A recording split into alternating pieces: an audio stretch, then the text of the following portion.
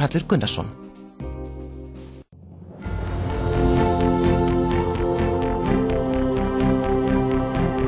Gott kvöld, góðir áhorfendur.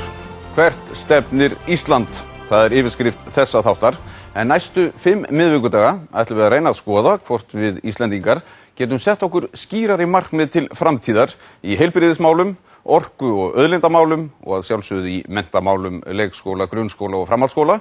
Og við viljum einnig spyrja hlutverk og framtíð Íslands í samskiptum við aðra þjóðir. Hvort þetta tekst veit ég ekki, en við reynum að minnstakosti. En í kvöld ætlum við að ræða hvort við getum sett til dæmis 10 til 15 ára markmið í heilbrigðis- og félagsmálum. Markmið sem eru raunhæf og taka ekki sífelldum breytingum út frá geðþótta eða sviptingum í efnahagslífi.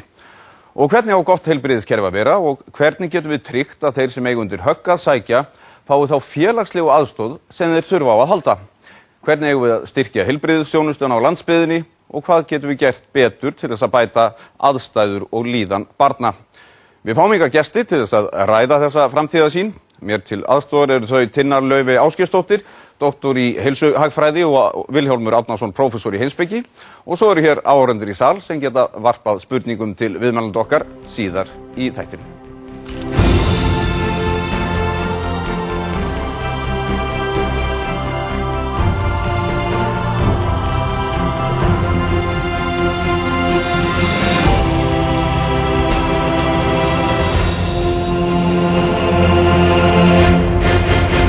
Tinna Laufey og Vilhjálmur, velkomin. Takk. En við erum til augnablik að ræðum félagsmál hérna vestödd í samfélaginu og einnig stöðu barna. Áðurum við förum í heilbrigðismálin síðar í þættinu, en mér langar bara að byrja á því að biðja þig Vilhjálmur að útskýra hugtakið velferð. Mér finnst nærtækast að útlista hugtakið velferð út frá nokkrum þeim helstu siðferðilegu verðmætum eða jafnvel hugsjónum sem að liggja til grundvallar í vestrænni menningu. Það er nærtækast að tala þar í jöfnuð. Velferðarkerfi hefur skipt sköpum til að jafna stöðu borgaranna og það hefur auðvitað verið mjög mikil söguleg barátta til að koma þeim jöfnuð á. Við sjáum þetta kannski best svona í sögulegu samhengi þegar að fólk sem var í neyð gat átt stöðu sína undir velvilja samborgarana eða beygja stölmössu eða hvað það var. Og þar með skapar með því að gera þetta að almennum rétti borgarana í samfélaginu þá kemur svona grunnur sjálfsvirðingar. Og í öðru lagi er held ég rétt að lýsa velferðarkerfinu út frá réttlæti. Það er mikið réttlætismál að draga úr óréttmætum ójöfnuði sem stafar þá af einhvers svona áföllum, til dæmis af völdum slysa eða sjúkdóma eða fátæktir eða einhverjum ágöllum sem að menn hljóti í vöggugjöf, hvort heldur félagslegum eða náttúrulegum. Og þar með í rauninni jafnar velferðarkerfið stöð okkar allra til þess að njóta þeirra tækifæra sem að sanngjarnt að mönnum standi til boða. Og í þriðja lagi sem að okkur finnst kannski ekki eins augljóst er að ég held að velferðarsamfélagi varði forsendur einstaklingsfrelsis.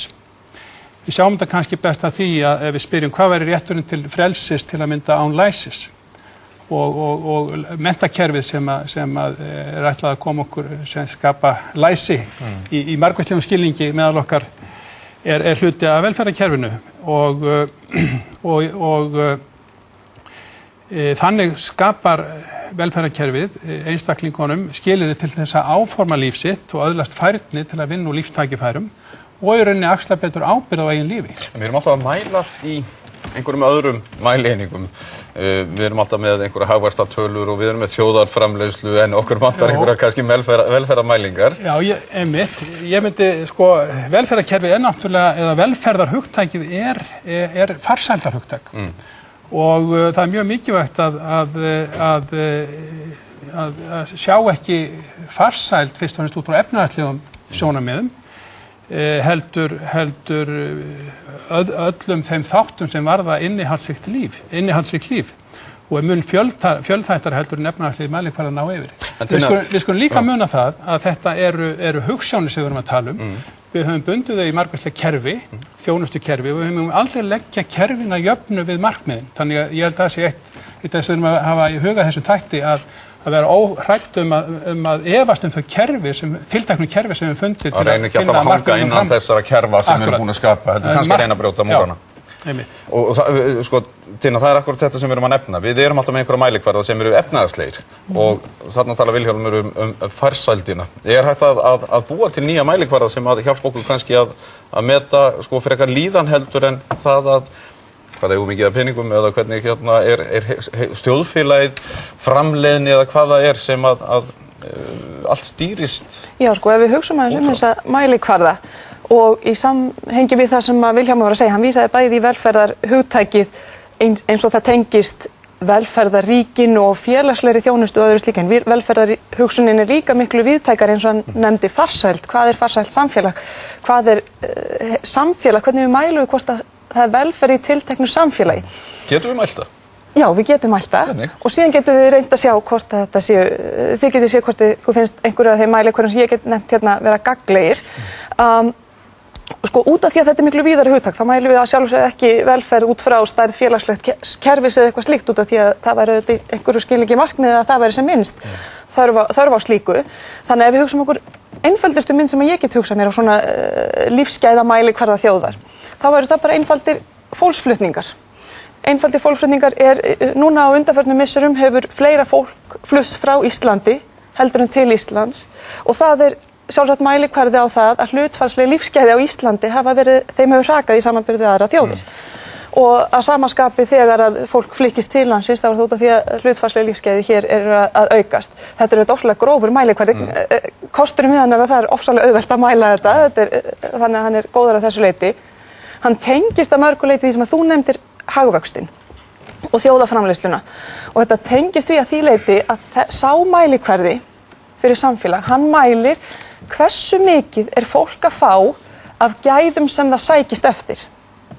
Og ég vil gera skýran greinarmun því að þú talar hér efnahagsleg gæði, sko, að þó þetta sé efnahagslegur mælikvarði, þá nær hann ekki eingöngu til efnislegra gæða. Hann nær líka til þess ef við sköpum menningarhús. Hann nær til kirkjustarfs og jógatíma og alls mögulegt. Hann getur mikið reiknað út í tölurnar og þá kannski höfum við ekki stærðirnar. Jú, það nefnilega kemur inn í tölurnar, sko. En grundvöllur þess að koma inn í tölurnar að það sé einhver viðskipti sem fari fram. Og það galli þessa mælikvarða. Allt sem að gerist með viðskiptum, það hægt að mæla, en það með bara það hamingjustundir að hlusta á fallega tónlist eða að njóta einhvers án þess að hafa borgað fyrir það. Við getum ekki mælt það. Jú, við getum það. En þetta gallinn á þessu mælikvarða að það eru ákveðnir hlutir sem að vissulega fela í sér einhver gæði sem að koma ekki sjálfkrafa inn í hann, en hann kannski að einhver leyti gagnlegur eins og fólksflutningarnir að því leyti að hann verður til með nokkuð auðveldum hætti. Ef við viljum taka hin atriðin inn, og það búið að gera það áratugum saman, til dæmis getum við hugsað okkur það að hagvöxtur verði á kostnað umhverfis og auðlinda. Það auðvelt að hugsa sér þá stöðu og þá hafa menn farið að reikna svo kallega græna þjóðhagsreikninga. En þeir eru líka takmarkar af því að það eru aðrir gallar, eins og þú talaðir að hlusta á tónlist og annað slíkt. Og þá eru víðtækari mælikvarðar sem að við Íslendingar höfum í sjálfu sér ekki farið út í að mæla, en sumar aðra þjóðir nota þá til samanburðar með hagvextinum og þar má nefna til dæmis GPI sem hann kallaður Genuine Progress Indicator eða framfarastuðull mætti kannski kalla það á íslensku. Hann tekur til greina aðra þætti, þannig að hann leiðréttir hagvaxtamælinguna með tilliti til þess til dæmis umhverfisþátta. Einhver ákveðin hagvöxtur sem við erum að fá, hann á kostnað umhverfis, þá drögum við frá fyrir það. Að við erum að fórna öðrum þá fáum við mínustig fyrir það. Og sömuleiðis ef að þetta einhver óhöfleg ágengt á tíma fólks, þannig að við séum að það kemur ekki með sjálfkrafa hætti inn í hagvaxtamælinguna. Ef vinnutími fann að bitna á fjölskyldulífi þá fáum við mínustig fyrir það. Já. Þannig að það eitthvað sem skiptir máli í íslensku samfélagi, því að það til dæmis eitt sem að kemur frekar illa út fyrir okkur en kemur ekki inn í Þannig að við ætlum að hvetja til þess að slíka mælingar fari fram. Já, sko, ég held að það sé allavega, ég held að hagvaxtamælikvarðinn sé mjög gagnlegur ef hann skoðaður í upplýstu samhengi með skilur mælikvarðan. Þá getur maður tekið hinn atriðin til greina sjálfkrafa. En það auðvitað þessi hætta að við förum að elta mælikvarðan og þá kannski spurning hvort við eigum frekar að leggja okkur fram það með aðeins meira átaki, ekki miklu meira átaki, að mæla það sem við metum í staðinn fyrir að fara að meta það sem við mælum. Við ætlum að ræða hvernig við ætlum að bregðast við aðstæðum hinna verstsettu og bæði fatlaðra og þeirra sem búa við fátækt og félagslega einangrun. Við ætlum að heyra næst í Freyju Haraldsdóttur sem segir að fatlað fólk sé hreinlega ekki fullgildir borgarar í íslensku samfélagi. Hún þó með framtíðarlausnir og við skulum heyra í Freyju. Þá það mín upplifun og mín skoðun að fatlað fólk svo sannarlega ekki fullgilt í íslensku samfélagi. Fatlað fólk ósýnilegt, það verður ekki sem tækifæri á menntun, það verður ekki sem tækifæri á atvinnu, það verður ekki sem tækifæri á húsnæði, það verður ekki sem tækifæri til þess að stofna fjölskyldu, það hefur nánast ekki sem tækifæri í neinu. Og þetta talið eðlilegt, svörin sem fólk fær að það sé ekki til fjármagn til að veita það aðstoð eða skapa þær aðstæður sem þarf. Þannig að við eigum mjög langt í land. Á næstu 10 árum kannski verðum við ekki komin á þann stað að við getum horft í kringum okkur og sagt fatlað fólk býður sem ekki eru ófatlað fólk, en við getum fullgilt samning Sameinuðu þjóðanna, við getum horft á hlutina, horft fram á við og hugsa hvernig getum við nýtt fjármagnið sem við höfum til þess að skapa fyrir fólki sem aðstæður. Það getum við gert með því að veita viðhaldi aðstoð, fjarlægja hindranir sem eru manngerðar og skapa lagaramma sem að gera fötluðu fólki kleift að minnstakosti að vita hver réttur sinn og sækja. Já, samningur Sameinuðu þjóðanna, hann sérstakur að því leyti hann alltaf eins og aðrir mannréttindasamningar. En hann sérstakur að því leyti að hann ítrekkar að fötlun sé ekki endilega persónulegur harmleikur og galli manneskjunnar, heldur harmleikur og galli samfélagsins. Að samfélagið sé í rauninni það sem að skapi fötluðu fólki hindranir og að það sé gleðiefni vegna þess að þær eru allar manngerðar og þar með getum við fjarlægtar og breytti. Það svona kannski helstu skilaboðin með þessum samningi fyrir utan hann tilgreinir að sjálfsögðu alla þá þætti sem hafi komið í ljós að brotið á hjá fatluðu fólki. Þannig að megininntakið þetta að við hættum að horfa á fötlun sem persónulegan harmleik manneskjunnar og förum að horfa á samfélagi í heild sinni og breyta því. Jón Gunnar Bergbúl, prófessor í félagsfræði og Sigríður Lillý Baldursdóttir, forstjóri Tryggingastofnunar. Þið eru búin að bætast í hópinn hjá okkur og Sigríður Lillý, þetta virkar svo einfalt þegar að hún segir þetta. Þetta eru bara manngerðar hindranir og við höfum að geta leyst úr þessu. Já, þetta frábært og þetta frábært sjónarhorn sem hún færir okkur hérna. Og það nefnilega mjög mikilvægt að samfélagi mæti öllum samfélagsþegnunum og það sé pláss fyrir alla samfélagsþegnana í samfélaginu. Ekki þeirra vegna heldur okkar allra vegna, því þannig búum við til betra samfélag. En erum við að flækja oft þessar einföldu lausnir? Það þarf svo sem ekkert að vera að lausnirnar þurfa að vera flóknari, við þurfum bara að koma auga á þær. Við þurfum bara að sjá einmitt hlutina þessum augum og átt okkur á verðmætinu sem í því að sjá hlutina með þessum augum. Við höfum komið okkur upp alls konar kerfum, velferðarsamfélagið hefur gert það, en það eru ýmsar gloppur og gallar og jafnvel gildrur í þessum kerfum okkar. Og ég tel meðal annars að við þurfum að setja sum þeirra algjörlega á hausinn, eins og örorkulífeyriskerfið okkar, þar sem að við spyrjum frekar það sem að einstaklingurinn ekki getur, en hvað hann getur. Við eigum að leita að kostum og hæfileikum hvers og eins. Við eigum að styðja við það sem einstaklingur getur og styrkja hann í því, efla þannig einstaklingana og mæta svo þörfum þeirra. Við eigum að skipta í rauninu þessi kerfi upp í lífeyriskerfi annars vegar, þar sem að við metum fólk inn eftir getu þess og svo hins vegar stuðningskerfi til þess að efla fólk til þess að vera þáttakendur í þessu samfélagi okkar. Þetta mjög brýnt verkefni sem við þurfum að fara í. Maður velti því fyrir sér að við vorum að ræða hérna efnahagslega þætti áðan, Jón Gunnar, og hvort að þeir séu ofurráðandi. Við erum að tala líka, og það greinilegt að kerfin að þvælast fyrir okkur. En fyrst og fremst efnahagslegu þættinir, erum við alltaf að hugsa allar lausnir út frá bara peningum? Já, sko, peningar eru alltaf mikilvægir og efnahagslegir þættir eru mikilvægir.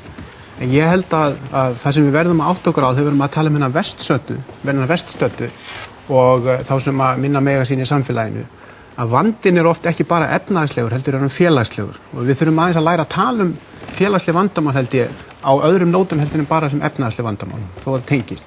Og ég held að það sé mjög gott verkfæri sem við höfum í félagsvísindum til að tala félagsleg vandamál og það hugtakið félagsauður. og félagsauður vísar í það þegar við erum með hópa eða samfélag eða samfélagskerfi þar sem að tengsl milli fólks eru þétt og stöðug, þar sem að fólk hefur almennt hollustu við normin og gildin í samfélaginu, fólk trúir á stofnanir samfélagsins og þar sem fólk hlýðir reglunum og normónum sem eru í gildi. Og í svoleiðis kerfi að þá vitum við hvernig aðrir bregðast við, þá vitum við hvernig hegðun, við getum haft væntingur á það hvernig aðrir hegða sér. En hvaða leiðir eru til þess að nálga svona kerfi eða skapa? Já, í svona kerfi fáum við traust. Já. Það er svo mikilvægt. Og þegar við höfum traust, þá höfum við kerfi þar sem við fáum samvinnu, við fáum stuðning á milli fólks, við fáum með færri glæpi og fólk líður betur, heilsan er betri. Það er svona kerfi sem við viljum. Sumt sem þú lýstir þarna í þessu hugtaki félagsauður, það er samstaða, það er traust. Og þetta var eitt af því sem einkenndi íslenskt samfélag fyrir hrunið. Það var of mikil samstaða, jafnvel klíkuskapur, traustið var of blind. Hvernig fóruð við svona? Já, ég held að í mínum huga þá höfum við farið í ranga átt, þegar við horfum svona aftur síðustu 10-15 ár, þá höfum við farið í ranga átt í íslensku þjóðfélagi að stórum hluta vegna þess að efnahagsleg markmið hafa ráð á miklu. Og við höfum til dæmis leyft ójöfnuðum í samfélaginu að fara of langt, ójöfnuður hefur aukist og ójöfnuður, ef við berum saman þjóðríki, og þetta sýna rannsóknir, ef við berum saman þjóðfélög, þá sjáum við að þau þjóðfélög þar sem ójöfnuður er mestur, þau hafa minnst traust í þeim þjóðfélögum, í skandinavísku þjóðfélögum, þar sem að velferðarkerfið er öflugt og ójöfnuður er minnst og þar er traustið mest. Við fáum meiri glæpi í þjóðfélögum þar sem er meiri ójöfnuður og við fáum verri heilsu, það er rannsóknir sem benda til þess. Og ástæðan er svo að ójöfnuðurinn í samfélaginu tvístrar okkur og tvístrar reynsluheimnum okkar og við upplifum okkur ekki eins mikið sem hóp. Og ég held að það sé ákveðið lykilatriði að við þurfum að minnka ójöfnuðinn í samfélaginu til þess að auka þennan félagslega auð. Þegar við tölum velferðarmál og velferðarkerfi þá verðum við svolítið að það er engar eina stóra lausnir til, hóparnir eru misjafnir. Og almennt séð þá getum við hugsað velferðarkerfi sem kerfi þar sem við erum að reyna að koma til móts við félagslegar áhættur í nútíma þjóðfélagi. Það eru félagslegar áhættur í nútíma þjóðfélagi. Það eru ákveðni hópar í þjóðfélaginu sem er rétt á því að lenda í fátækt. Og það er ekki alltaf þeim að kenna. Það er tímabundið atvinnuleysi til dæmis. Það eru einstæðir foreldrar. Ég veit ekki hvort að almenningur viti það en næstu því fjórðungur af einstæðum foreldrum búa undir lágtekjumörkum, til dæmis á Íslandi. Velferðarkerfi gegnir mjög miklu hlutverki í að koma í veg fyrir það að fólk detti ofan í það sem við myndum kalla langvarandi vanda. Við skulum heyra í Stefáni Ólafssyni, prófessor í félagsfræði, sem nefnir 5 aðgerðir sem myndu bæta hag þeirra sem verst standa. Í fyrsta lagi þá er það lágtekjufólkið á vinnumarkaði. Það er mörguleyti skelfilegt að það skuli vera til yfir höfuð í ríku þjóðfélagi að það sé fullvinnandi fólk sem að býr við alvarlegar þrengingar eftir sem áður. Og ef við skoðum lægstu laun á Íslandi þá eru þau tiltölulega lág miðað við meðallaun í samanburði við hin Norðurlöndin. Þarna ættum við að hækka svolítið. Ég myndi segja að við ættum að bæta atvinnuleysis bæturnar að því leyti til að þetta tímabil þar sem að menn hafa 70% af fyrri tekjum sem er bara 3 mánuði núna, við eigum að lengja það í 6 mánuði, gefa fólki betra svigrúm á aðeins rýmri kjörum, en á móti eigum við að leggja enn meiri áherslu á virkniaukandi aðgerðir, endurmenntun, endurhæfingu og úrræði önnur til þess að aftra því að fólk festist í atvinnuleysinu og síðan þarf við að koma til starfs, búa til ný störf líka. Það er alltaf erfitt fyrir ungar fjölskyldur, alltaf kjaraþrengingar hjá ungum fjölskyldum. Þetta er fólk sem er nýbyrjað á sínum starfsferli, ofta á lægri launum, heldur en það verður síðar. Það er að koma sér upp húsnæði og eignast börn og öllu þessu fylgir kostnaður. Þarna þarf að endurstilla bótakerfið. Þetta er líka fólki sem að fá vest út úr skuldakreppunni. Það var að kaupa sér íbúðarhúsnæði hér á uppsprengdu verði fyrir hrun og stofnaði sér í meiri skuldir heldur en sambarilegt fólk gerði hér fyrr á árum. Við þurfum að setja þennan hóp í forgang og skuldaúrræði sem að nú þegar er búið að innleiða og er verið að smá saman að skila árangri. Þau miða náttúrulega þessu fólki og létta undir en það þarf að gera betur tel ég og ég myndi gera það í gegnum vaxtabótakerfið. Ég myndi hækka enn meira heldur en nú er áformað. Það má vera tímabundi samt sem áður. Síðan það fjórði hópurinn, það eru einstæðar mæður, einstæðir foreldrar sem eru mest einstæðar mæður. Það hópur sem allstaðar á Vesturlöndum á í kjara þrengingum. Ég myndi ekki segja að það þurfi að hækka sérstaklega úr bótakerfinu til þeirra, það tiltölulega vel gert nú þegar, en það eru húsnæðismálin sem við eigum að hugsa varðandi einstæða foreldra og reynda líka varðandi lágtekjufólk almennt. Við eigum að hafa og endurnýja það sem var hér áður, var lagt niður félagslega húsnæðiskerfi, lagt niður 1995. Þar var heimil til að létta undir með einstæðum foreldrum og lágtekjufólki við að koma sér upp húsnæði og það eigum við að endur byggja og gera að myndaskap. Í 5. lagi það svo lífeyrisþegar, það tíðkast nú oft aldrei hér villandi eins og það að tala lífeyrisþega á Íslandi eins og þeir séu allir fátækir. Það eru margir þar með lágar tekjur en því fer fjarri að þeir séu allir undir fátæktamörkum fjarri. Margir hafa það ágætt en það eru líka lífeyrisþegar sem að hafa lágar tekjur og þar einkum og sérilagi kannski fólk sem hefur safnað sér litlum réttindum í lífeyrissjóðum eða hefur haft skerta atvinnuþátttöku á lífslaupi sínu og þarf eingöngu að stóla almannatryggingar. En í framtíðinni þegar við siglum út úr kreppinu þá eigum við að lyfta kjörum lífeyrisþega upp með því að hækka grunninn í almannatryggingakerfinu en jafnframt að auka frítekjumörk vegna lífeyrissjóðstekna sem að gera fólki kleift að njóta sparifjárinn sem að það hefur sett í lífeyrissjóðina, njóta þess betur.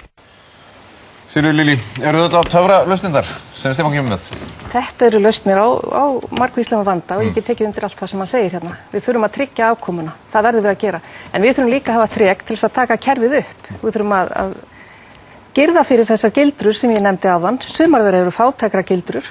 Við þurfum líka að skoða okkar opinbera kerfi, nú varðandi lífeyrissjóðin annars vegar og lífeyrisgreiðslurnar úr almannatryggingakerfinu hins vegar að þá finnst mér við eigum eftir að svara þar ýmsum grundvallar spurningum. Hvernig eiga þessi kerfi að virka saman? Hver á að tryggja á endanum ykkur grunn lífeyri? Nákvæmlega eins og Stefán kemur inn á og Sigríður Lillý og Tinna raunverulega. Við þurfum að byggja upp og treysta grunn þessara veststöðu. Ég held sko... Hvaða aðgerðir bara hægt hreinlega að fara í núna, Jón Gunnar, til þess að byrja þau fyrstu skref að minnsta kosti? Ef við horfum kannski til aðeins lengri tíma, að þá myndi ég vilja sjá þá þróun eins og Stefán nefnir, við þurfum að efla bótakerfið. Það mjög mikilvægt að hafa öflugt bótakerfi. Af því við þurfum að koma í veg fyrir að fólk falli niður vegna tímabundinna vandamála. Af því að það rosalegur kostnaður fyrir þjóðfélagið þegar það gerist og þegar fólk kemst í langtíma vanda. Það númer 1. Ég held nú líka númer 2 að ef við ætlum að nota velferðarkerfi til að jafna lífskjörin í landinu, þá eigum við að horfa á almannaþjónustuna líka. Almannaþjónustan gríðarlega mikilvægt tæki til að jafna lífskjör í landinu og ég held að við höfum farið allt og langt í því til dæmis að hafa hágjöld í almannaþjónustunni. Það allt og hágjöld í heilbrigðisþjónustu til dæmis sem að bitna á þeim sem eru illa staddir í samfélaginu. Við getum nefnt þetta og menntakerfið og leikskólana, við höfum að draga úr gjöldum af því að það er kjara jafnandi að draga úr gjöldum í almannaþjónustu. Almannaþjónustunni fyrir okkur öll og það getur myndast mjög mikil samstæð öfluga almannaþjónustu. Og þarna næstur launajöfnuð. Já, þarna næst kjarajöfnuð, það skiptir miklu máli. Annað sem að velferðarkerfi á líka að gera að horfa á þessa langtíma verst settu og þar flækjast málin eins og við erum aðeins búin að komast inn á.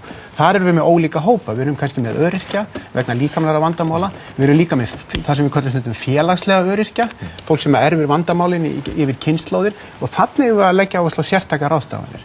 Við skulum heyra hans í Vilborgu Oddsdóttur, hún félagsráðgjafi hjá Hjálparstarfi kirkjunnar. Hún segir að svona lítið samfélag eigi hreinlega að geta pikkað út á einstaklinga sem standa verst og komið þeim til hjálpar. Við skulum heyra hvað hún hefur að segja. Ég vil byrja á því að hætta að ræða þessa einstaklinga sem hóp heldur, og ekki hóp sem býr vanda, heldur tala þessum einstaklinga sem hægt er að breyta og vinna með og til að það sé hægt þá vildi ég svo gjarnan að við myndum bara brjóta niður alla múra sem eru á milli ríkisstofnana, sveitarfélaga og þriðja geirans og bara horfa á hvern einstakling fyrir sig, hver einstakling fengi svona persónlega þjónustu sem maður segir, persónlega ráðgjafa sem búið að vera að gera í málum fatlaðra og með hverjum einstakling er fundin lausn við hæfi. Við greinum finnum engar lausnir af því við erum alltaf í hópalausnum. Þannig að ég held að við erum að horfa á einstaklingslausnir og það getur þá verið að þú farir í skóla í 1 ár, 2 ár, 3 ár, 4 ár, skóla sem leiðir þig í háskólanám eða út í atvinnumarkaðinn. Það getur verið að það sé atvinnutengd endurhæfing svo þyrftir, væri með nám, þetta bara atvinnutengda endurhæfingu, það getur bara líka verið læknisfræðileg, en ég vil allavega að við fylgjum hverjum og einum einstakling eftir til að geta breytt lífi hans og fara að horfa á sterku hliðar hjá hverjum og einum og gjarna byrja bara áður en þú lendir í þeim aðstöðum að verða fátækur. Þetta er lítið land. Já, við getum sótt þetta fólk. Þetta er ríkt land. Já. Og hún einmitt með þetta að við erum alltaf að tala í hópum og við erum alltaf að skilgreina fólk í hópa og síðan bara dælum út bótum á hópa, burtséð frá því að skoða sérstöðu hvers og eins. Er þetta svo flókið í framkvæmd það sem hún er að benda á? Okkur er nú sagt stanslaust í Tryggingastofnun að lífeyriskerfi sé flókið og það er flókið af því að menn hafa í rauninni verið að reyna að mæta einstaklingunum eða hópum, litlum og ýmiss konar hópum. Það sem hún talar hér er í rauninni að fylgja einstaklingunum í gegnum lífið og mæta þeim eftir þörfum þeirra og lífsverkefnum í gegnum lífið. Þetta er mjög mikilvægt. Þetta er eitthvað sem við eigum að styrkja í okkar samfélagi. Við eigum að gera það. En hvar við eigum að gera það í samfélagi, það er líklega mikilvægt að gera þetta mjög nálægt fólkinu. En við erum að líta á þetta bara eins og þjónustu fulltrúi í banka raunverulega að hver og einn geti sótt, það er auðvelt fyrir bankana því að þeir eru pening til þess og græða þetta alltaf á því. Já. En við erum að leita eftir þeim úrræðum að einhver einstaklingur geti stutti og hjálpaði þegar þú þarft á því að halda og sé nálægur þér. Við þurfum að gera þetta betur en við höfum gert þetta í dag. Við höfum svo sem bryttað upp á nýjungi í minnistofnun og mætum núna bjóðum upp á þverfagleg viðmót gagnvart þeim sem eru deyjandi, sem hafa þá margvíslega sjúkdóma og þurfa alls konar aðstoð. Þannig að við höfum stuðlað að slíkri þjónustu sem þvert á marga stofnanir og marga þjónustu aðila. Þetta þurfum við að gera miklu meira af og við þurfum að brjóta þessa múra. Þannig að fólk milli stofnananna. Þið bæði, þið með að velja eitt örstutt. Ef þið mættu gera eitthvað ákveðið á morgun, á hverju vildið þið byrja? Til þess að mæta einstaklingunum, áttu við, eða til þess að bæta þetta. Og þá þennan hóp sem við köllum hinnir verst stöddu sem er óskilgreind stærð. Og okkur er bannað að tala um peninga. Já, ég er að reyna að banna ykkur að tala um peninga, ég er að reyna að fá ykkur til að tala um hugmyndir. Þetta þurfum að muna þegar við tölum svona hópa að við getum í sjálfu sér öll lent í svona hóp. Við erum alltaf undir einhverjum fávísisfeldi okkar framtíð og getum öll lent í áföllum og við verðum að líta á velferðarkerfið sem sameiginlegt tryggingakerfi okkar allra gagnvart áföllum en ekki bara þjónustukerfi þá hópa eða einstaklingar sem eru þurfandi hverju sinni. Og það er líka bara rétt að halda því til haga að fólk þroskast oft hraðast þegar það lendir í áföllum. Þannig að í hópi öryrkja eru mjög þroskaðir og frábærir einstaklingar eins og við sáum þetta hér á innslaginu áðan.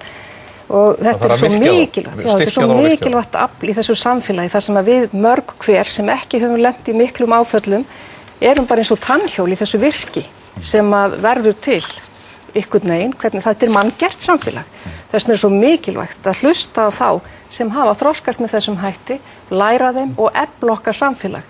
Og það að fara í einstaklingsþjónustu er mjög mannfrekt fyrirbæri en það er bara samfélagslega gefandi og gefandi fyrir þá sem takast á við það. Við eigum bara að gera það.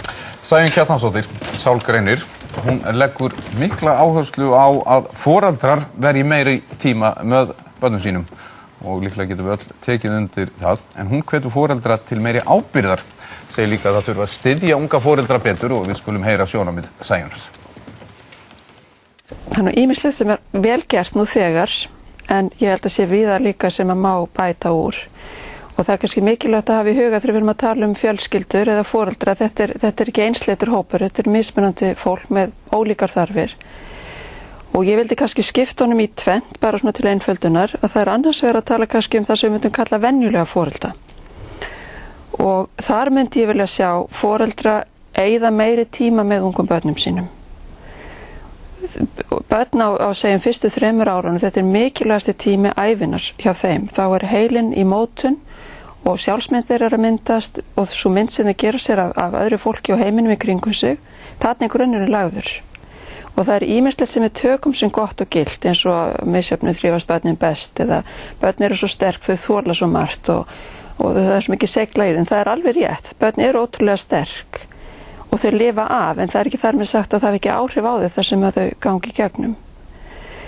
Annað dæmi viðhorf sem ég held við þurfum að skoða, það einmitt þetta kemur inn á sig, ég var að tala að börn þurfa meiri tíma með foreldrunum sínum eða einhverjum nánum þeim sem að þykja vænt þau og sem þekkja þau og sem bregðast við þeim þörfum þeirra jafnt og þétt. Það þurfi ekki að vera foreldrarnir, en foreldrarnir eru yfirleitt best til þess fallnir að þeir þekkja börnin sín best. En þar komum við að dálítið viðkvæmu máli sem til dæmis hver á að gæta barnanna. Og það eins og það hafi myndast það svona samfélagsleg sátt að það sé best fyrir alla, pappan, mömmuna og barnið, að foreldrarnir vinni bæði fullan vinnudag því þá fá þau sínum ambisjónum fullnægt og náttúrulega þurfa allir peninga.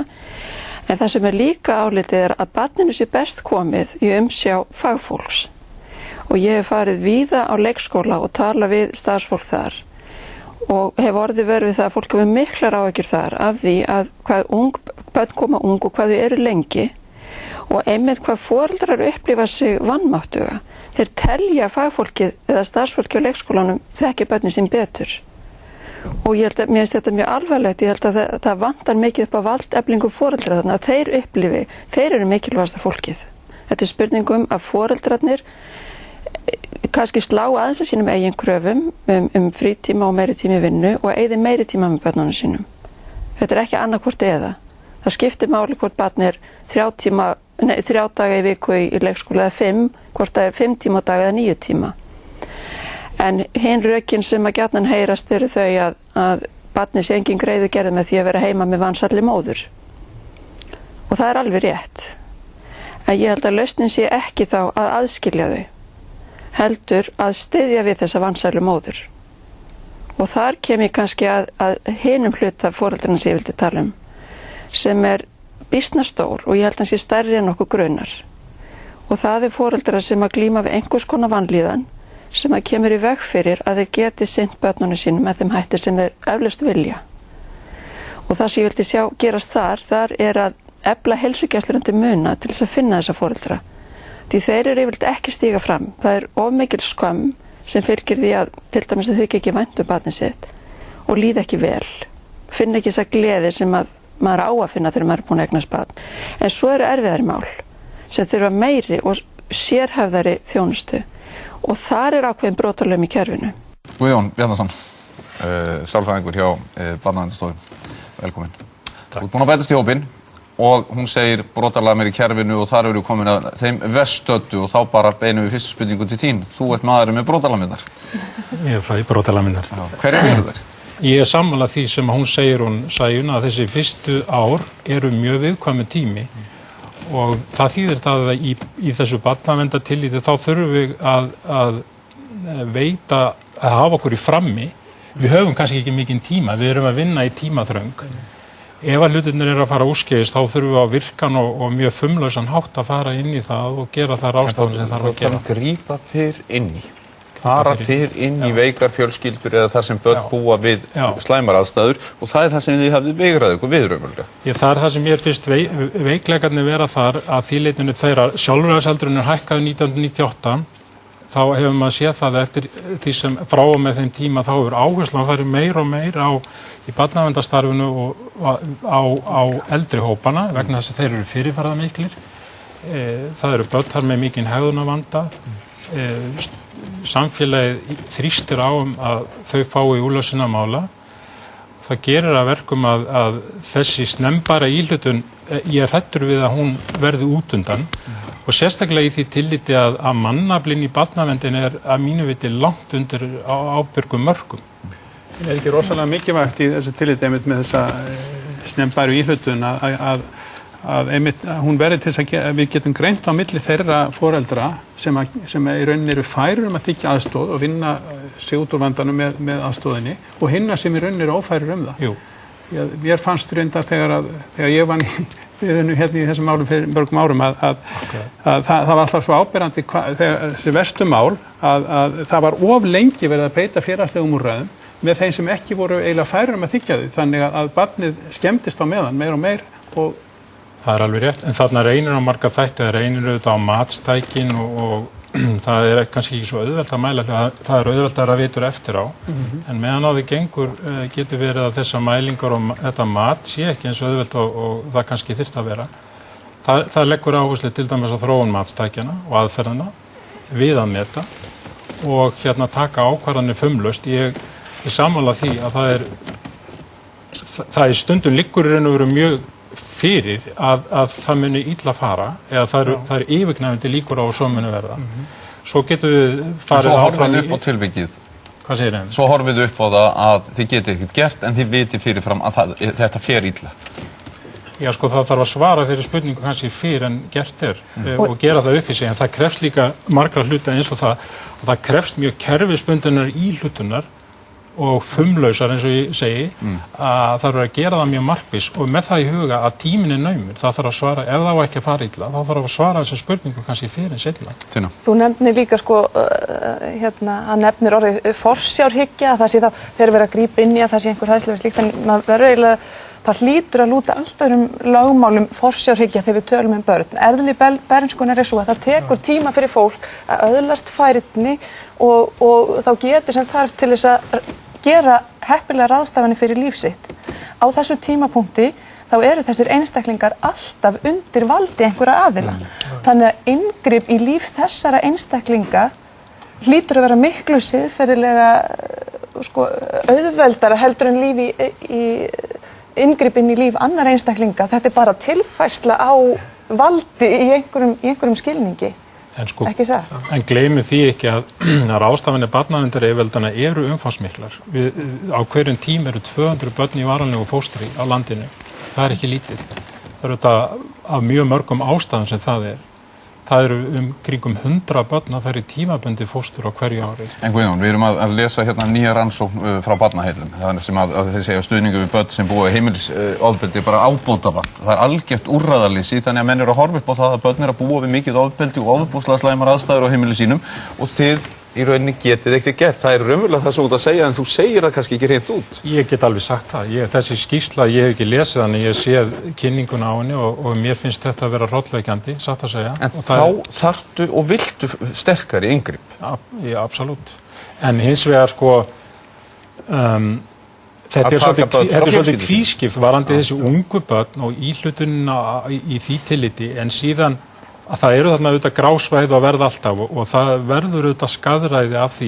Maður sér það kannski þegar tímanum vindur fram og ég sagði það líka að það eru þau mál sem fá mikla athygli en það er kannski stundum orðið og sent. Það er orðið mikið skaðræði á tilfinningasviðinu og félagslegu börnin eru farin að sína andfélagslega hegðun og HSD og annað.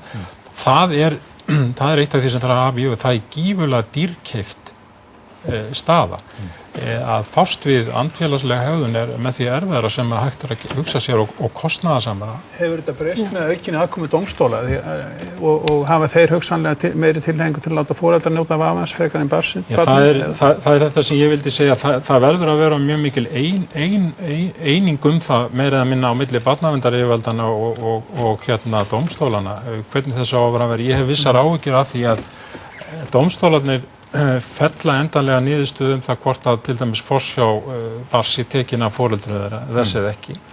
Og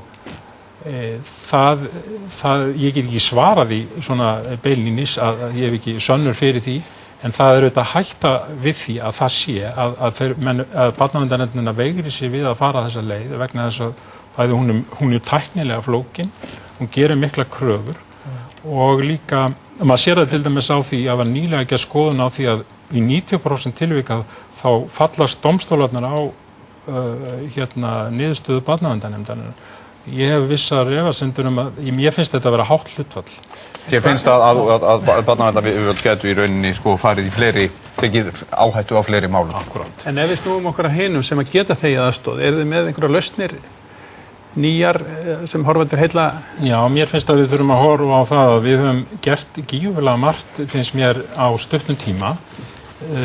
Í lögin vefjast ekkert fyrir, það er að fara í þessa vendandi vinnu meiri sér áður en börnin eru fædd. Ef að mæður til dæmis steðja lífi ófædds barns í hættu, þá heimila barnaverndarlög þau færa barnaverndar yfirvöldunum gífurlega mikla möguleika á því að hlutast til í þessum málum. En við erum til dæmis búin að á Barnaverndarstofu er að fara núna í full afköst meðferðarkerfi, til dæmis sem að heitir fjölkerfa meðferð, sem er að afkasta þegar allt verður komið á fullan skrið, kannski 90 fjölskyldum. Það er mjög spennandi verkefni og metnaðarfullt að mínu viti. Lýstu því aðeins? Það felst í því að það eru meðferðarmenn eða terapeutar sem hafa hver fyrir sig nokkra fjölskyldur á sínum snærum til að þjónusta. Vinnan stendur yfir í 4 til 5 mánuði. Það er sólarhringsvinna, 24 tíma sólarhring alla daga og meðferðarmaðurinn er að vinna með félagslegt net. Hann er að efla hæfni foreldrana til að ná völdum á óæskilegri hegðun sinna barna, efla þá í sínu hlutverki. Inn í þessum hring er allt hvaða inna, það eru skólar, það eru tómstundar, iðja, nágrannar, stórfjölskylda og foreldrarnir sjálfur náttúrulega fyrst og fremst. Allt sem hefur snertiflötu við barnið er undir í þessari vinnu og þetta er mjög stíft kerfi og strangt svona í faglegu tilliti, það er mikil handleiðsla og þetta er bandarísk aðferð að uppruna og við höfum innleitt hana meira eða minni í þeirri mynd. Er þá hreinlega verið að þjálfa tengsl eða kenna foreldrum að mynda sterkari tengsl eða er þetta að þjálfa það og kenna? Meðal annars, en þó kannski leiðu þetta að það kemst ró og þú nærð tökum á þínni foreldrafærni, nærð taumhald á því sem hefur miður farið, þá þetta leiðir af sjálfu að tengingarnir inn í fjölskyldunni eflast margvalt við það. En Sigríður Lilja, þetta er nákvæmlega það sem við sæjum ára að tala um. Við þurfum að verja og finna leið til að vera meiri tíma með börnunum okkur og hvernig förum við það í að finna þær leiðir og þá leið að efla tengsl við börnum? Já, ég tók eftir því hún talaði um það að það væri eins og það væri samfélagsleg sátt um það að foreldrar vinnu báðir fullan vinnudag og væri með börn sín á leikskólum á meðan. Já. Ég efast það að það sé þessi samfélagslega sátt. Ég held að sé miklu frekar eitthvað sem við getum kallað samfélagsleg krafa. Hvaðan hún er komin er svo annað mál og þetta er eitthvað bara sem við þurfum að ræða betur í okkar samfélagi. Hvernig viljum við hafa þetta? Hvernig myndum við ofan af því ef þetta er ekki sátt? Sko, ég held að þetta sé mikið til krafa sem kemur frá vinnumarkaðnum. Vinnumarkaðurinn er frekt afl í samfélaginu. Og hann veitir okkur ef til vill ekki það svigrúm og þann sveigjanleika að við getum tekist á við okkar lífsverkefni samhliða vinnu. Þetta þarf að skoðast að mínum mati. Og ég held að það tengist sko aðeins að því að ég horfði þetta innslag á miklum áhuga. Mér finnst þetta mjög áhugavert sem hún segir og líka ljósið þess að þessi varðandi tíman að nú búum við í samfélagi sem er mjög vel til þess fallið að búa til verðmæti. Það er eitt af því sem er að því við vorum að tala um mælikvarðana í upphafi. Það er eitt af því sem að kemur frekar illa út hjá okkur Íslendingum að það tekur frekar langan tíma hjá okkur að búa til þessi verðmæti. Af því að framleiðnin er frekar lág þannig að við vinnum mikið til þess að búa til þessi verðmæti sem við sannarlega gerum. Þannig að það er kannski einhver tækifæri þarna sem felast í þessu. Með því að stytta vinnudaginn og auka framleiðnina. Ég veit ekki hver er leiðin. Þú ert ekki svo eini sem stingur upp á þessu að kannski sé leiðin að aukinu framleiðinni svo að stytta vinnudaginn. Þannig að kannski flest þetta einhvern veginn út en maður eru alltaf þreyttur óslega mikið í vinnunni. Ég veit það ekki. Ég veit ekki hvað er svarið við því. En það sem ég finnst annars sem að tengist líka þessum tíma sem hún er að tala um úr Sæunn sem er óslega áhugaverð og mjög skemmtileg áskorun finnst mér að sameina þessa hugmynd hennar og aðrar sem við höfum líka að leiða ljósa því að það er auðvitað ekki hægt að og hún er ekki að setja þessa skoðun sína fram sem einhverja einangraða hugmynd. Það eru önnur fyrirbæri sem skipta líka máli og það sem að skipta máli að við hugsum, að því við tölum um tíma, við leifum mér aðeins að fara aftur í tíman. Nú á fyrri öldum þá voru mjög sterk efnahagsleg tengsl á milli fjölskyldna og mikill tími. Þannig að ég kannski færi einhvern annan pól alveg. Það er mikill tími og það er innan fjölskyldunar sem að yfirfærsla þekkingar verður á milli kynslóða og það er innan fjölskyldunar sem að raunverulega þú getur ekki einu svona stofna fjölskyldu fyrir innbyltingu á þess að þú hafir jarðnaði foreldræðina þannig að erðalög ráða giftingu meira að segja. Gallinn við þetta kerfi er auðvitað sá að það er nánast engin félagslegur eða efnagslegur hreyfanleiki á milli kynslóða. Og það í rauninni það sem að ég líti á þegar maður hugsa málefni barna, eins og annað sem við erum að tala hérna, þetta tryggingamál. Líf hvers einstaklings byggist á röð tilviljana. Og eins og hér var sagt áðan, við getum öll lent í því að vera hluti af einhverjum af þeim hópum sem við erum að tala En hver einhver áhrifamesta hending í lífi hvers einstaklings? Það inn í hvernig aðstæður við fæðumst og í hendurnar á hvaða fólki við fæðumst. Þetta gríðarleg áhætta sem fylgir þessu.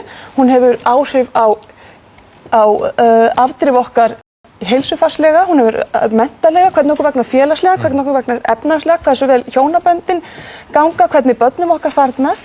Þetta gríðarlega mikið spágildi sem þessar aðstæður hafa og þá hljótum við að þurfa að vera að hugsa og þá svolítið erfitt að ef við erum að hugsa þetta sem tryggingakerfi, hvernig samræmum við það við því að í einhverju skilningi við, það kannski harkalegt orðað með slíkum hætti, en í einhverju skilningi hluti af þessari tryggingu að tryggja börn fyrir foreldrum sínum.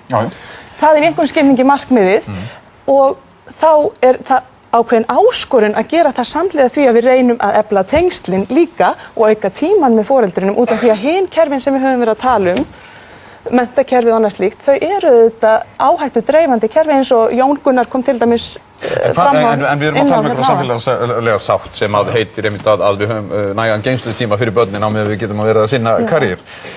Hvað með einmitt sátt það að fyrirtæki og ríki og einstaklingar komi einhvern veginn að þeirri sátt að við eigum raunverulega að verja meiri tíma með börnunum okkar, hvort sem það með styttri vinnutíma, styttri leikskólatíma eða að draga úr þá þessum kröfum vegna þess að við viljum efla fjölskyldutengslin. Það, væri eitthvað slíkt í spilunum, bara raunverulega? Það held ég að við eigum að skoða. Ég meina, hefðu fyrirtæki áhuga á því? Auðvitað eigum að skoða allt, mannlegt samfélag mannanna verk.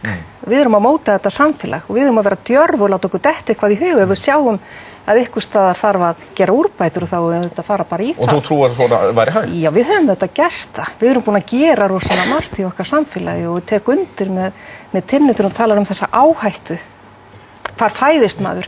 Og á móti þessari áherslu að efla tengslin milli móður og bars og að þau tengst séu nánast ekki rofin alveg í 3 ár og þessi áhersla að þetta skipti öllu máli. Og við þurfum bara miklu meira stuðningsnet í kringum börnin heldur bara þetta. Og heldur bara móðurina og faðirinn, við þurfum að vera með miklu stærra stuðningslet og við þurfum að horfa á börnin fyrst og fremst þegar við erum að byggja upp okkar samfélag. Í talmögjum fyrir við ætlum að fara að endurbyggja það núna eftir hrunið, þá lausnin fólkin í því að skoða stöðu barnanna. Ég vil gera örstutt hlé og svo komið hér eftir augnablik og þá ætlum við að ræða heilbrigðismál.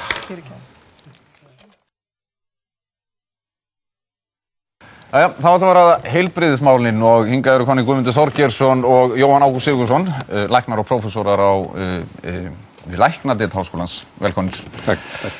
Guðmundur, styrkleikar og veikleikar heilbrigðiskerfisins, þetta rosalega stór spurning, en getur þú svarað það? Já, það engin vandi að byrja á jákvæðum nótum og nefna ýmislegt sterkt og gott við íslenskt heilbrigðiskerfi ef við horfum á árangur og berum okkur saman á alþjóðlega mælikvarða, þá stöndum við býsna vel. Hvort sem við lítum á langlífi, ungbarnadauða, árangur í krabbameinslækningum, í hjartalækningum, í taugalækningum og svo framvegis. Þarna eru allar staðtölur góðar hjá okkur. Og ég held við getum sagt að aðgengið bærilegt, jöfnuðurinn þolanlegur, kannski góður í sambor við ýmislegt annað. Það var sprottið upp sterk fyrirtæki úr þessum jarðvegi, það ekki einu sem nefna þau. Ég held að heilbrigðiskerfið er algjörlega lífsnauðsynlegur og mikilvægur hlekkur í þeirri menntun heilbrigðisstétta sem hér fer fram í landinu og ég held við skilum góðu árangri þar. Þegar fólk fer annað með þá menntun í farteskinu þá gengur mjög vel, það eftirsótt, þetta þekkjum við Jóhann afskaplega vel af okkar nemendum. Hins vegar að þá er líka alls konar vandamál. Fyrsta lagi kannski, ég sé nú rétt að nefna það að kerfið berst allt í bökkum. Það varla hægt að nefna það heilbrigðisstofnun í dag sem ekki dinglar í einhvers konar svona fjársveltissnöru og það ekki bara kreppu dæmi. Ef til vilja brostinn á alvarlegur atgerðisflótti, við vitum það náttúrulega ekki mitt í þeirri breytingu vegna sem við venlega getum treyst í að fólk komi frá námi erlendis af einhverju tryggð við landið og erlendir samstarfsmenn okkar hafa oft verið undrandi á því hvað okkur hefur gengið vel að heimta fólk tilbaka vegna þess að til dæmis læknar leggja eiginlega allir land undir fót frekari menntunar. Núna eitthvað að breytast. Síðan skipulagslega þá alveg hægt að fullyrða að einingar kerfisins vinna ekki nógu vel saman. Kerfið ekki nógu, það tala ekki nógu vel saman. Það ekki skipulagt nógu vel sem eining. Það ekkert spursmál að það skynsamlegasta fyrir okkar heilbrigðiskerfi væri að líta á það sem ekki bara hlekk heldur sem raunverulega sem net. Tala landi í heild. Þetta eitt kerfi í reynd þannig og þar þá skiptir styrkur kerfisins heildarina meira máli heldur en styrkur einingana þótt að styrkur kerfisins fáist náttúrulega upp úr sterkum einingum. Og þarna ýmislegt það ýmislegt að í innri samskiptum, til dæmis getur einn sjúklingur verið stundum, segjum sjúklingur með þráta sjúkdóm, getur stundum verið inn á spítala, stundum í umsjá sérfræðings út í bæ, stundum í heilsugæslunni og gögnin ekki aðgengileg öllum samtímis þegar á þyrfti að halda. Er kerfið þá óhagkvæmt líka? Já, þetta leiðir til óhagkvæmni, þetta leiðir til alls konar sóunar og alls konar vandamála. Þetta örugglega eitthvað sem á að laga og kannski ekkert erfitt að laga. Ég held að það megi segja ákveðnir þættir séu á veikburða, það heilsugæslan á veikburða, hún þyrfti að eflast, hún þyrfti að vera aðgengilegri og öflugur og kraftugri, að mín áliti ekki síst út á landi, við erum kannski eftir að ræða það nánar eftir. Landspítalinn í ómögulegu húsnæði, það ekki nýfrétt, það óhagkvæmt, það úrelt, það dreift, það þyrfti að laga og það eitt af því sem við þurfum að laga. En Jóhanna, bara því að við erum að tala akkurat um þessa veikleika, hvernig getum við farið í að vinna úr þessum veikleikum og hvernig getum við nýtt okkur styrkleika okkar enn frekar? Og ég pínlítið að biðja ykkur að horfa ekki út frá kostnaði vegna þess að við eigum líka að geta haft draumsýn á þess að skera allt niður fyrirfram af því allt svo dýrt. Ekki bara hægt að segja, komið tillögur það þarf að bæta þessu og þessu við og þessu og þessu. Það alltaf meta hvað þarf má fara minnka í staðinn. Erum við þá hugsanlega að gera of mikið? Já, sumu erum við að gera of mikið og öðru of lítið. Hvað værum við að gera of mikið? Og það við getum sagt sem svona hvar liggur peningur sem við getum notað í annað, þá vil ég nú meina það að við notum allt of mikið að lyfjum. Ef við miðum við aðra þjóði í kringum okkur, þá erum við með allt og mikinn kostnað bæði á dýrunlyfjum og miklum lyfjum, það mitt mat allavega. En þá ber ég mig saman með aðra þjóðir. Þetta einhver með ákveðin lyfjaflokkum, eins og í geðlyfjunum og rítalinnotkun, eins og rættu við og nú það má alveg endurskoða hvort við notum mikla sjúkraþjálfun, mér finnst annað hver maður verið sjúkraþjálfun. Öll þessi mál eru hins vegar það viðkvæm að þau ógna öðrum. Þess vegna þarf að mynda einhvern lengri plön það hvernig væri hægt að taka á þessu. Má ekki aðeins, að því að þú segir að þessu viðkvæm þessi mál og þú segir að við mögum ekki tala um peninga, en ég ætla aðeins að tala um peninga því að útópíska hugmyndin mín að því hún nefndir það hver hún væri, hún felur það að hluta til í sér. Af því að það sem að þú ert að tala um, það erfitt að hætta með ákveðna hluti og hvernig forgangsröðum, hvernig veljum við þessa hluti, það það sem að þið voru að ræðum og ég held að það sem að maður hljóti að hugsa til þess að komast út úr þeim vanda sem og sérstaklega kannski vanda í svona litlu samfélagi þar sem að hagsmunahópar geta haft gríðarlega áhrif á hvort að einhverju þjónustu sé viðhaldið eða ekki viðhaldið, hvort þeim sé komið á eða ekki á. Það hlýtur að vera einhver fagvæðing í slíkri ákvarðanatöku og ég held að hún þurfi ekki að vera erfið, ég held að hún geti verið ofsalega fín lausn fyrir þá sem að þurfa að taka þessar ákvarðanir í þessu litla samfélagi okkar og eru auðvitað síðan næstu helgi í fermingaveislu með þeim sem ákvarðanina verður og svo framvegis.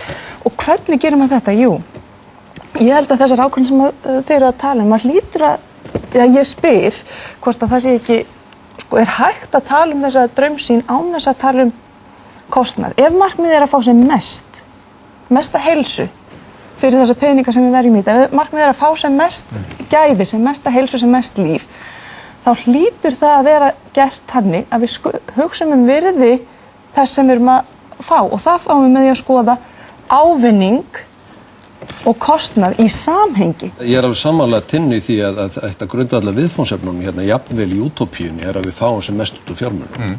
Og ég held að lykilorðið kannski að grundvallar orðið það sem við kallum gagnreynd úrræði eða evidence-based úrræði. Ari Jóhannesson kollegi minn kom með orðið gagnreynd og það þýðir það að vera sýnt fram á gagnsemi. Og mér finnst, sko, ég myndi ekki orða þetta sama hátt og Jóhann gerði hérna áðan að segja það allt of mikið notað af lyfjum. Sko, það bara ekki hægt að alhæfa svona, en í sumum tilvikum það sjálfsagt rétt. En í öðrum tilvikum oflítið notað af lyfjum. Við erum klárlega með vanmeðhöndlaða sjúkdóma hérna í ríkum mæli sem eru kostnaðarsamir. Ef við vanmeðhöndlum háþrýsting til dæmis sem við gerum, að þá þýðir það að einhverjir af þessum sjúklingum fá heilablóðföll sem rándýr byrði fyrir samfélagi, ég tala nú ekki fyrir einstaklingi. Þannig að við erum að grípa seint inn í mörgum tilfellum. Sko, það lykilorðið það sem Jóhann kom líka með, að það sko að beita réttum úrræðum undir réttum kringustæðum og það gaggreynslan sem skiptir það mestu máli. Og þegar við komum á forgangsröðun sem hefur allstað afvist fyrir mönnum og það vegna þess að það eiginlega ómögulegt að segja að við ætlum að meðhöndla þennan sjúkling en ekki hinn. Við megum ekki mismuna sjúklingum eftir hvað aðeim eða hvað þeir standa í þjóðfélaginu eða sko, það útilokað. Það grundvallaratriði. Sér Vilhjálmur býður eftir það grundvallaratriði. Og hvar stöndum við þá? Við megum ekki heldur þá eiginlega að segja við ætlum að meðhöndla þennan sjúkdóm en ekki hinn. Hvað getum við þá gert? Já, við getum sagt það og við erum samt alltaf að forgangsraða á einhvern hátt og það kannski með því að setja fremst það sem brýnast, það sem kallar eftir athygli okkar strax. En það ekki endilega það sem mikilvægast. Ég held að sumt af þessum vandamálum sem var að tala hérna áðan í sambandi við heilsu það barna, hag barna, sem náttúrulega heilbrigðismál á einhvern veginn. Þau eru kannski ekki það brýn að barnið láti bíða, það ekki akút eins og við köllum það, en það samt gríðarlega mikilvægt og þarf helst smóðsræði sem allra fyrst. Og þetta kannski eitt af okkar vandamálum að geta ekki tekist á við vandamálin í hlutfalli við það hversu mikilvæg þau eða hvað við getum gert mikið gagn. Þá ertu raunverulega að segja að við ætlum að setja meiri pening fyrr inn til þess að spara pening síðar meiri í heilbrigðiskerfinu. Mikið af niðurskurðartilburðum í heilbrigðiskerfinu og sparnaðartilburðum í heilbrigðiskerfinu, ef að þau eru vanhugsuð, að þá leiða þau til dýrra og kostnaðarsamra afleiðinga og úrræða síðar. Og þess vegna þetta vandasam. En þetta það sem þurfum að skerpa okkur í. Sko inn á lýðheilsumálum, ég veit að báðir áhuga því, sko ég velti á fyrir mér einhverja ákveðnar hugmyndir hvað það sé, en hvað haldið þið að standi lýðheilsumálum helst fyrir þrifum? Þú nefnir hérna þetta að lýðheilsumálin ekki einhvern skilningi að brýn, það ekki einstaklingur sem stendur fyrir framan þig sem með andlit og kennitölu og nafn og fjölskyldu sem býður fram á biðstofunni. Það var spurt greina þetta í tímaritunum í liða, þar sem var spurt hvernig stendur á því að það fara minni fjármunir og minni athygli og áhugi í lýðheilsumál heldur en önnur. Og það var svona listið að meðal annars vegna þess að viðfangsefnin eru meiri tölur eða staðtölur heldur en einstaklingar. Og það alveg ljóst, sko, sá maður sem hefur fundið upp flestar bólusetningar, 30-40 og bjargar sérlega fleiri mannslífum en okkur annar, hann varla þekktur, það muni eftir honum, það muni allir eftir þeim sem gerði fyrstu hjartaskiptin og svo framvegis. Það svona viss það fjölmiðlarnir koma þarna við sögu og okkar svona tilhneiging til þess að sinna frekar því sem dramatískt. Heldur en því sem á sig svona traustar rök. En það ekki líka vegna þess að við erum að hugsa í svo skamman tíma? Við erum alltaf að hugsa svo skamman tíma í einu að við setjum ekki einmitt fjármunina í að efla lýðheilsuna sem við vitum að sannarlega mun draga úr sjúkdómum eða að álagi og notendum á heilbrigðiskerfi. Það er aðra heilastöðar sem að vinna úr langtíma vandamálum heldur en skamtíma. Svo líka að sem ykkur leita sem við ræðum þessi mál oft, lýðheilsumál, þá finnst mér þau beinast of af ábyrgð einstaklinga á lífstíl sínum sem út af fyrir sig auðvitað eitthvað sem enginn kannski mælir gegn. Að fólk ætti að leitast við að lifa ábyrgari lífstíl en við erum í umhverfi sem að skapar alls konar hvata fyrir eða gegn heilnæmi lífstíl eins og borgarskipulag umhverfismála almennt. Á þessum þáttum berum við sameiginlega ábyrgð og þetta yfirleitt viðfangsefni stjórnmála og sem kannski til lengtíma litið mikilvægir þættir heldur en þessi áhersla á einstaklingin. Jú, það var kannski þessu tilefni sem ég kom með þessu hugmyndum að breyta málsætning hver sinna gæfusmiður í hver þinna gæfusmiður til þess að reyna að ekki athygla því að við erum kannski sameiginlega ábyrgð hver gæfu einhvers annars og hann gefur reyndar að má ekki taka yfir lífskvötina eða kvötina til þess að sjá hans sjálfur af einstaklingnum en það sem ég átti við var að sparnað að taka burtu kannski þessa kostnaðarsamar liði sem það fullt af hlutum sem hægt að spara í án þess að líka gæðin. Já, til dæmis lyfjamálin en þá til dæmis við þá hugsunarhátt okkar að fá svona skjótar úrlausnir með tæknilegum aðferðum, eins og ef einhver með höfverk þá þurfa allir að fara í heilasneiðmynd bara sem dæmi. Það verður ekki hægt að leysa málið þannig, eða allir, nú kom nýtt hjartatæki þá allir að fara í sneiðmynd af hjartunum. Ekki þar fyrir að þessi tækni hefur hjálpað okkur gríðarlega mikið og við munum þurfa á henni að halda, en það ekki hægt að setja alla þjóðina í slíkar úrlausnir, svo við þurfum að efla þessa mannlegu hlið og mér fundist að koma ágætlega fram í þættinu hérna hvað þessi lýðheilsumál hafa mikil áhrif á heilsu og þá var einhverjum samskipti og ég kannski meira á því áhugasviði núna að samskiptin skipti gríðarlega miklu máli, reyndar til rannsóknir sem sýna það að áhættu mat á lélegum samskiptum getur verið jafn mikið að reykja jafnvel.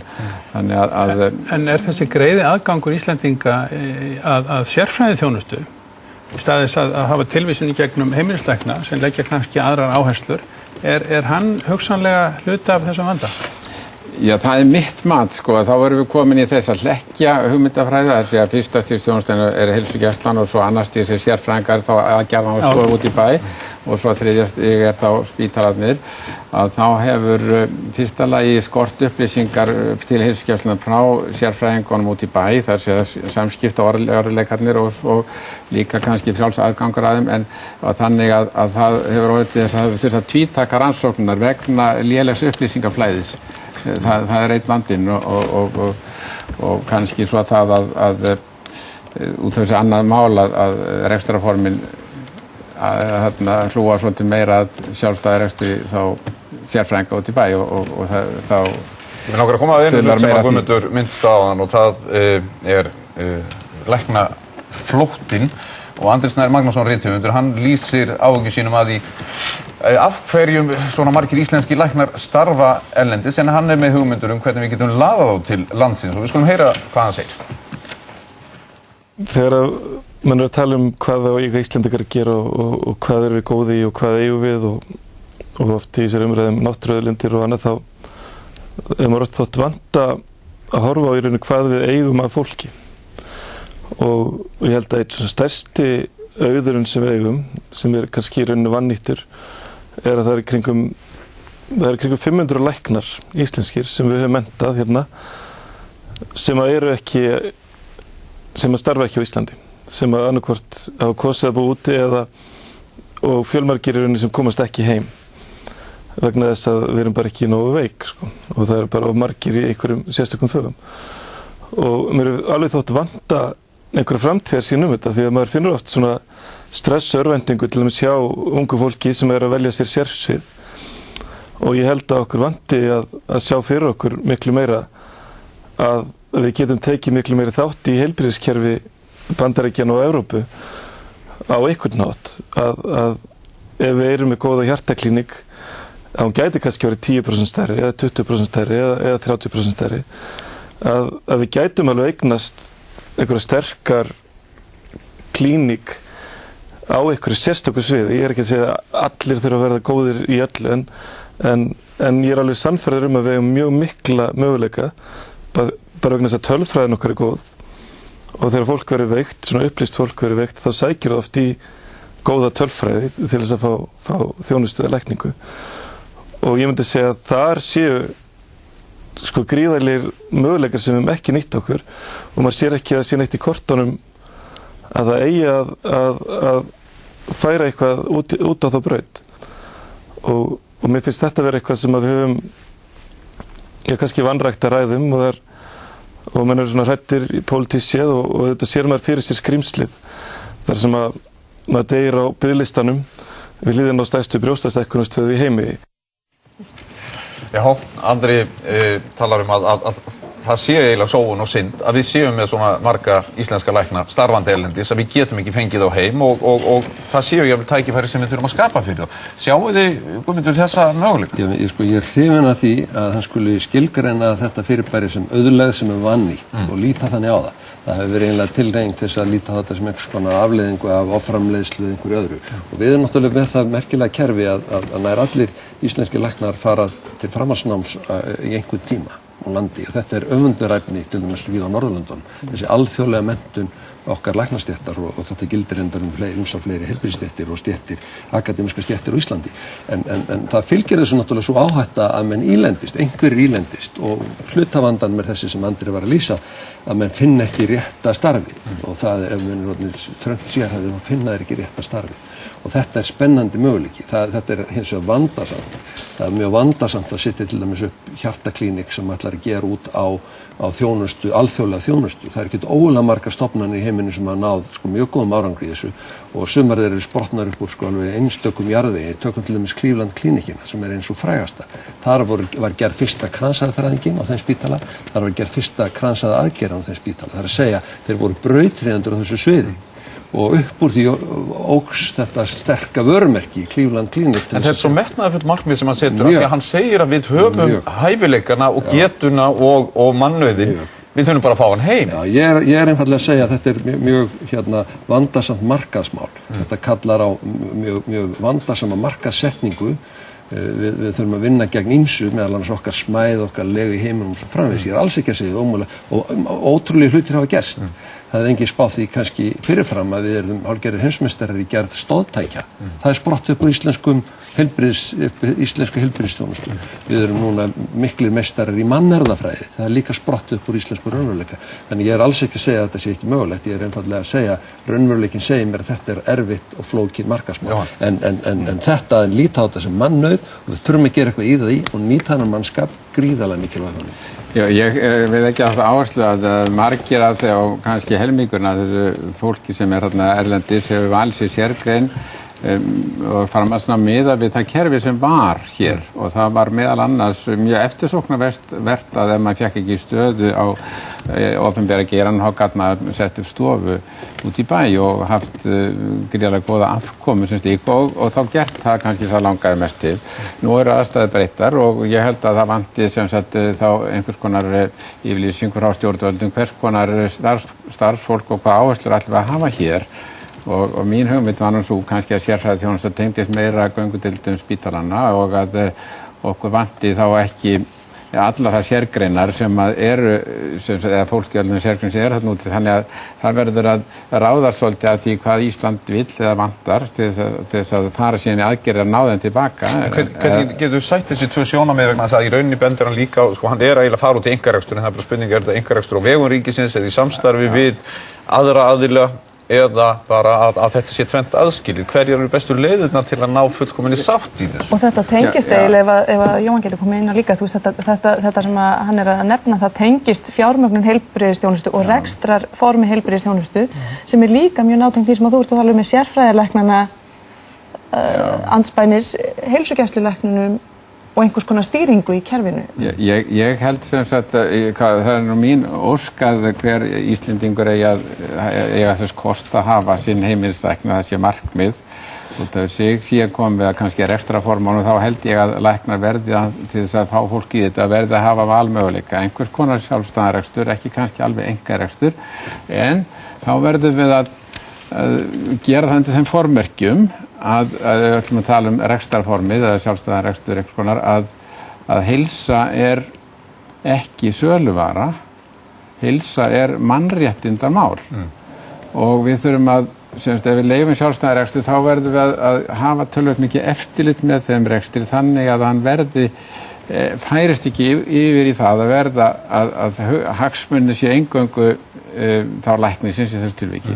Heldur náttúrulega verður að fara þessu velferðarkerfa hugmyndafræði að læknir verður að bera ábyrgð á sjúklingnum annars vegar og svo samfélaginu hins vegar. Og það þarf eftirlit til þess að þetta geti farið saman. Þannig að þetta þarf í rauninni að tryggja. En við skulum heyra í honum Stefáni Þórarinssyni. Hann er lækningaforstjóri heilbrigðisstofnunar Austurlands. Hann segir að til þess að auka öryggi íbúa á landsbyggðinni, þá þurfum við að efla heilsugæsluna. Við skulum heyra sjónarmið Stefáns. Þetta er þannig að út á landi þarf að hafa svona grunnþjónustu fyrir grunnþarfir íbúanna. Og þar er heilsugæsla númer 1.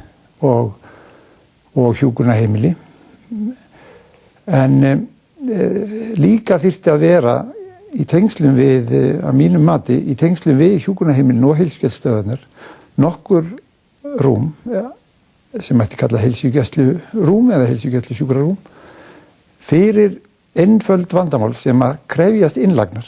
Þau geta verið allavega og þau aukast frekar ef að mikið lagt upp úr eða búið að efla heimahjúkrunina. Þá veikara fólk heima og þá oft viðkvæmara ástand og þá þarf að vera hægt að grípa strax inn í og hjálpa til og svo kemst fólki fljótt heim aftur. Þetta, mörg svona mál hægt að leysa bara heima við þessar einföldu aðstæður. Það tekur tíma að koma fólki í suður og það er náttúrulega þjónar ekki tilgangi verið að flytja fólk suður eða norður ef að hægt að leysa það á heimaslóð með einföldum hætti. Það lítur alltaf að vera dýrara. Það er hægt að bæta þetta og efla heilsugæsluna fyrst og fremst með þjálfun þeirra manna sem eru. Það þarf ekki mikinn búnað eða eitthvað svona sem dýrt, heldur fyrst og fremst að skilgreina þetta sé eitt af þeim verkefnum sem að heilsugæslulæknar og heilsugæslufólk þarf að sinna. Það er langt á milli og það er erfitt að halda uppi þjálfun. Þess vegna þarf að vera reglubundin kennsla. En síðan tekur við sjúkraflutningur á viðeigandi stofnun og það er þessi liðir þurfa tveir að vera í lagi og þá mun heilsugæslan virka bara vel og vera standa nokkuð keik við það þó langt sé í burtu frá öðrum stöðum. Guðmundur, landsbyggðin, hún hefur margir á landsbyggðinni að minnsta kosti upplifa þeir séu að búa við skerta heilbrigðisþjónustu og þarna kemur hann með styrkingu heilsugæslunnar eins og þið hefur verið að tala um en er hægt að fara í það þannig að öryggi sé tryggt og í rauninni bráðaþjónusta sé tryggt? Já, sko, það er náttúrulega hlýtur að vera eitt af markmiðunum og eins og ég var að reyna að lýsa á þann að þá lítið þannig á að við verðum að líta á heilbrigðisþjónustuna í Íslandi sem eitt samhangandi kerfi og það er ekki gott kerfi þó við hefðum sterkan háskólaspítala ef að þjónustan á landsbyggðinni er léleg og veikburða. En maður lifir þetta í átökum milli landsbyggðar og höfuðborgarsvæðis. Já, því er stillt upp þannig dálítið og niðurskurðartíminn er náttúrulega alltaf svo hætta og kannski verður hún aldrei algjörlega umflúin vegna þess að heilbrigðismál er náttúrulega brýnt hagsmunamál. Þannig að hagsmuna árekstrar þeir liggi í laumi. Þannig ég er ekki þess á því. En ég er alveg sammála Stefáni. Ég held að þessi grundvallaratriði að heilsugæslan sem að hefur þetta grundvallaratriði að vera framlínan í heilbrigðisþjónustunni hafa burði til þess að bregðast skjótt við og koma sjúklingunum réttar leiðir eftir því sem þarf og sinna því sem þið geta ráðið við sjálfir geta haldið utanum sjúklingana með langvinnu vandamálin, svona stýrt í viðfangsefni sem oft kallar á ýmsa fleiri heilbrigðisstéttir, aðra sérfræðingi læknisfræði og aðrar heilbrigðisstéttir og náttúrulega forvarnastarfið. Þetta er allt saman mikilvæg heilsugæslu viðfangsefni. En til þess að það efla það og aðgengið að henni þarf að vera betra. Það þarf að styrkja það. Verðum við ekki líka því að þetta er allt skynsamleg sem þú segir en höfum við ekki algjörlega brugðist í því hvernig við ræðum þessum mál. Þetta er varpað fram með fjárlaga kjörnum fulltrúar okkar að fást við. Það komið með einhverjar sterkar niðurskurðar hugmyndir og svo er bakka bara í samræði við mótmæli sem verða á stöðunum, mjög skiljanlega. Við þurfum að finna einhverja svona eðlilega siðaða leið, til dæmis með borgarafundum, þar sem að út all land, þar sem að menn eru með upplýsta umræðu og ég held að allir geti séð að við eigum sameiginlega hagsmuna gæta að hafa þetta net vel uppbyggt og upplugt og þannig að við þurfum að fara alltaf að leiðir að þessu heldur við höfum gert. Já, mínum að sko þá var engin faglegur ágreiningur á milli spítalans eða háskólaspítalans og landsbyggðarinnar þar til að átt að fara að skera svo mikið niður af því að þetta var eins og mest ógnum fyrir landsbyggðina eins og með tilflutningar og kvótakerfinu. Það hefði orðið meiri fólksflutningar í framhald af því ef þetta hefði gengið eftir. En hitt er svo annar mál varandi heilbrigðisþjónustuna út á landi að því ég er nú landsbyggðarmaður að þá var sálin í bæjarfélaginu hjá mér, það voru 3 stofnanir, það voru skólinn og síldarverksmiðjurnar og spítalinn og heilsugæslan leið fyrir það út af fyrir sig sko. Að það hefur gert svona í varandi uppbygginguna í síðustliðinu 10-20 ár, það er helst að svona síðar árum að menn fara að sjá að styrkleikurinn landsbyggðin liggur í heilsugæslunni og að spítalarnir geti verið spítalinn á því svæðinu, við séum meiri framlengdur armur heilsugæslunnar á þeim svæðum. Það sé að við þurfum nokkra stóra spítala út á landi, ekki þessar 17 sem við vorum með fyrir 20 árum þegar að Guðlaugskíslan kom og þá var það markmið að fækka þeim og ég held að það var alveg rétt stefnu og þeim fækka. Það er ekki hægt að vera með svona mjög sérhæfða þjónustu þarna út á landi, það verður að þjappa saman en heilsugæslan verður þá að eflast á móti. En það er umhverfið ekki að gerast, þannig að framtíðarsýnin að styrkja hana, efla hana og það er eins og hann segir að fólk sé ekki að fara í ferðalög suður til Reykjavíkur til að fá meðhöndlun á sjúkdómum sem þau geta fengið auðveldlega í heimabygd. Já, lykilorðið er þarna auðveldlega og það held ég að sé allir sammálum, en vandinn er sá að meira af úrlausnarefnunum, eins og Jóhann var í sem var ekki litið á sem mjög sérfræðileg úrlausnarefni kannski fyrir ekkert mjög mörgum árum síðan, eru það núna. Það er ekkert ógulega margir læknar sem að sinna tilteknum skurðaðgerðum á Íslandi í dag og þeir eiga kannski ekki að vera ógulega margir.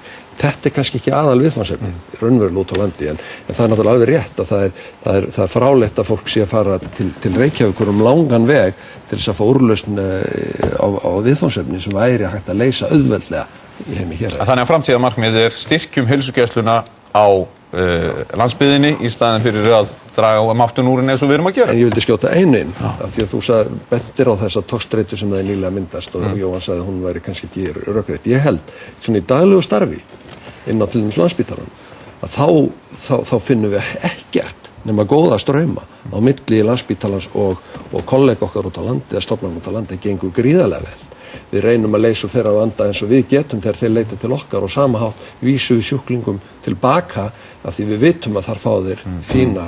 En þetta snýst traust og þeir sem búa á svæðinu, þeir verða að hafa þá trú að þjónustan sé til staðar og hún sé örugg. Og störfin tafist ekki, ég held að það sé mjög stórt mál, þetta sé atvinnumál. Benda á það sem að kollegi okkar Birgir Jakobsson, forstjóri Karolinska, sagði við nýverið að það er hættulegt að leggjast á sjúkrahús og spítalarnir miða við að koma fólkinu út sem fyrst og það er rétt og til þess að geta gert það þá þurfum við þessu öflugu heilsugæslu og það er sem sagt minnkar álag á Landspítalann að styrkja störfin út á landi.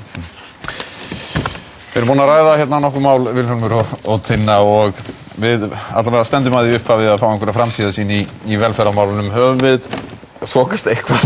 Höfum við skilað einhverju til samfélags- eða stjórnmálamanna sem að hefur sett okkur einhver það sem hægt að búa til markmið út frá? Ég veit hvað mér finnst ég hafa kannski fengið út úr því að vera hér og hlusta á þetta fólk og það er margt sem að manni finnst eiga eftir að ræðunum rétt búin að snerta hérna þá er rétt nefnt tilvísanakerfið, rekstrarformið, fjármögnunin og annað slíkt þannig að það er margt sem á eftir að tala en við fengum umræðu og ég finn hjá mér þyrstir sem bara borgar í þessu landi sem að hef ekki tilheyrt einhverjum stjórnmálaflokkum eitthvað með þyrstir í umræðu sem er ekki stýrt af hagsmunaöflum og hér upplifi ég allavega í dag að hér væri að hlusta fólk sem með mér væri að reyna að skilja þetta það er það sem þegar ég les blöðin ég er að reyna að skilja þetta og ég bara held að maður hljóta að hvetja RÚV til þess að halda áfram umræðu á þeim nótum. Já, þetta er mjög góða punktur hjá Tinnu. Mér finnst ég skynja það í allri þessar umræðu að fólk er óhrætt við að það bindur ekki lausnirnar við óbreytt ástand. Við getum endurskoðað þessa kerfi með hliðsjón af þeim markmiðum sem þau eiga að sinna og kannski rétt líkilorðið einstaklingshæfðari þjónusta, það kom marggott fram. Það auðvitað kostar bæði meiri mannafla og peninga en það tengist þessum félagsauði sem hér var nefndur að ef við viljum skapa okkur innihaldsríkara líf í þeim anda sem að Tinna líka nefndi upphæfi með fjölbrettari mælikvarða á betra mannlíf þá held ég að ef við breytum hugsun okkur í þessa veru og kannski er hægt að vinna svokallar launþegasamtök og atvinnurekendur til þess að vinna meira að einhvers konar lífskjara samningi heldur en vera stöðugt með hérna efnahagslegu mælikvarða eina á sér því að það fannst mér vera mjög gegnumgangandi í þættinum að að við erum með mikið að horfa á efnahagslega mælikvarða, ekki það að efnahagslífið skiptir auðvitað lykilmáli sem ákveðna forsendur, en síðan þurfum við að hugsa markmiðin á miklu fjölþættari hátt og þurfum að reyna að vinna einhvers konar þjóðarsátt það hvernig við byggjum okkar samfélagi í ljósi þeirra. Þetta fannst mér vera að koma mjög skýrt fram. Alltaf við opnuðum á eitthvað en við komumst ekkert alla leið. Við erum allavega ekki búin að búa til velferðarkerfi til næstu 15 ára með endanlegum markmiðum en við skulum vona allavega að umræðan haldi áfram. Ég þekkur öllum fyrir. Takk fyrir. Og ykkur sem að horfðu á. Við verðum hér næsta miðvikudagskvöld og þá ætlum við að ræða náttúruauðlindir þjóðarinnar. Verið sæl.